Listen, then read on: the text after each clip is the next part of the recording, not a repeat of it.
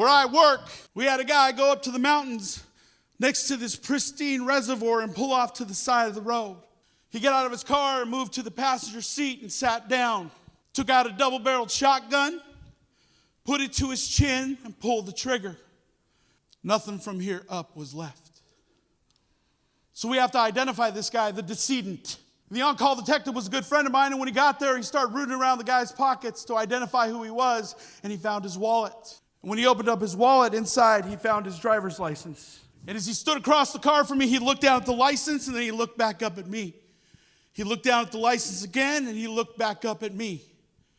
Then he took his thumb, placed it over the photograph, held it up, and said, "Do you think this is our guy right here?"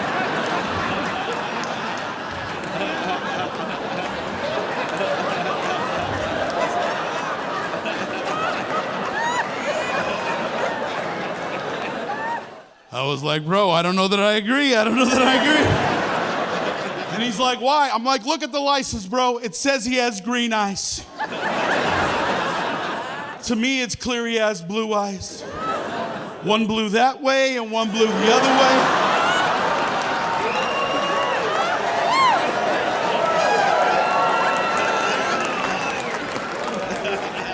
And at the time, I was an FTO, a field training officer, and I had a recruit with me, and I looked to the left, and all I saw was this. And you know, the new people, they always ask questions, but like at the wrong time, right? Because they're new. He's like, "Vinny, what do you think this guy was thinking?" I was like, "I don't know." I could tell you the last thing that went through his mind, but I have no idea. We had an EMT intern one time. He was an idiot. Which they don't tell you that. Yeah, if you want to be an EMT, you're allowed to be a moron. That does not disqualify you. Like, you go to your interview and you're like, "I'm an idiot." And they're like, "Dude, you're honestly going to fit in. Like, get in there. Like, strong back, you're going to be okay. This is going to be good for everybody." But they teach you things like see red, stop red. No air, give air. And they pat you on the ass and are like, "You'll figure the rest out. You got this." So we get this young kid, and I'm talking to him like, "Man, you're young. You did this early. Like, what do you want to be when you grow up? You want to be a nurse, a fireman, a doctor? What's going on?" And he looked at me and he went, "I don't know what I want to be when I grow up, but I know that tonight I want to see somebody get torn apart." You're like, Jesus Christ, kid. We all have the darkness, but you keep it on the inside, okay? That's where the darkness goes. You push it down a little bit. You know, have some beers. Just push it. You push it down.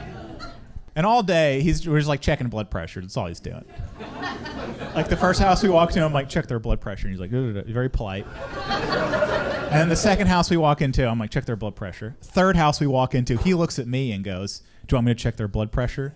And I was like, "God damn, this kid's good. All right. We got a live wire here, folks. This kid's electric." And then he finally got his wish, though. At the end of the night, we saw a guy get murdered. Or, like, not see him get murdered. We saw the after effects of a murder. And he was a super dead guy. Remember from earlier? This was one of those super dead fellas. So I walk up and go like, "Ooh, okay. Let's get out of here." And he walks up, sees him, looks at me, and just goes, "Do you want me to check his blood pressure?" Now, you might think this kid's just an idiot, but he maintained eye contact and goes, he did the laugh. I got to go back to the fire station, sleep next to Ted Bundy. That's not a good feeling. That's not a good feeling at all. You know, being a new veteran, man, it's different. You know, it's different. I got to go to places like the VA, you know, the Veterans Hospital. It's crazy. Yeah. That's a fake clap. Hell no. Yeah, I don't know. The VA is tough, man. The VA is tough. But it's tough being a new veteran there, you know, especially like when you didn't do anything, because you go there and I see real hardened veterans, people who have really sacrificed for this country. They're in wheelchairs, no arms, no legs. And they come up to someone like me. They're like, "What are you in for?" And I'm like, "Sometimes I get nervous in crowds." Okay, you know. Loud noises scare me. Oh, my God. They're like, "Hey, doc, put it on his chart. He's a pussy." All right, then we just... Dude, it sucks, bro, okay? It really sucks, dude. I don't know. People think the military is very serious, which it is, I guess, but, you know, you got to go to things like boot camp, and you meet these people called drill instructors, and they just do funny all the time, you know what I mean?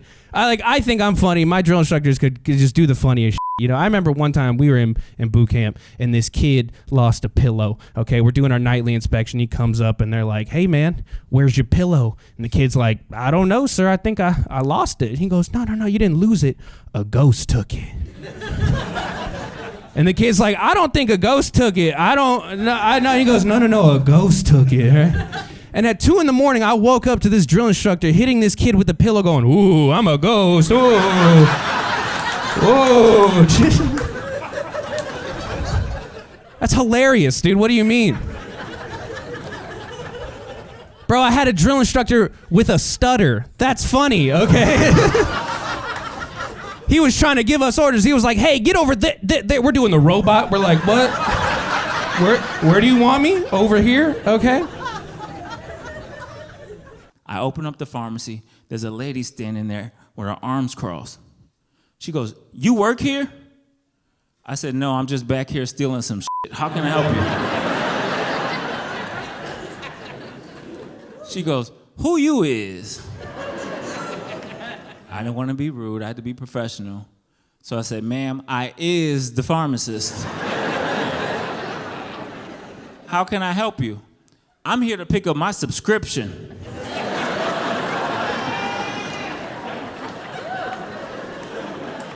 I said, bitch, to which magazine? She's like, I don't want no magazine. I want my medicine. I said, oh, prescription. She was like, same thing. I was like, not really. I said, ma'am, what's your date of birth? Why? So I could plan you a f***ing birthday party. What do you mean, why? Ma'am, when's your birthday? In a couple of weeks? I knew I should have went to vet school.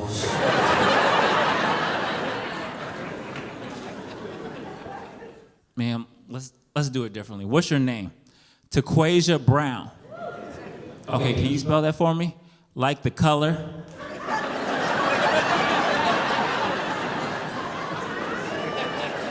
Ma'am, I have a doctorate. I know how to spell Brown.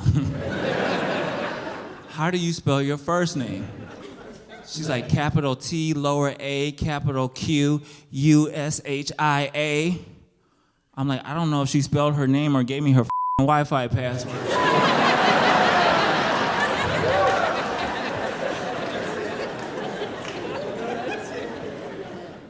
I said, ma'am, I looked in the computer.